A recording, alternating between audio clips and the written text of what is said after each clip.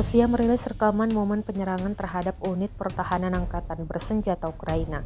Serangan ini dilakukan oleh pejuang pasukan operasi khusus Angkatan Bersenjata Rusia atau SSO. Rekamannya diunggah di Telegram pada Rabu 29 Januari 2025. Pasukan Rusia tampak meledakkan parit militer Ukraina dan menahan tentara di dalamnya. Berbekal senapan laras panjang dan granat tangan, prajurit Rusia mengklaim sukses menggelar operasi tersebut. Dan di akhir rekaman, sejumlah tentara Ukraina digiring keluar parit dan ditangkap.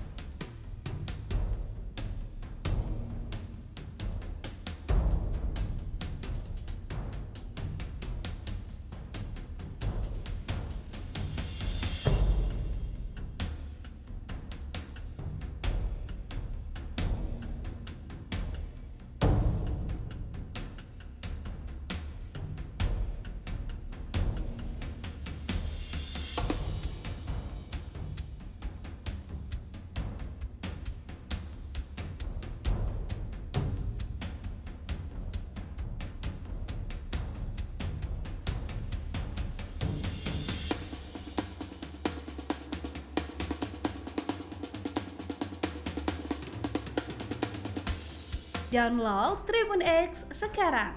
Menghadirkan lokal menjadi Indonesia.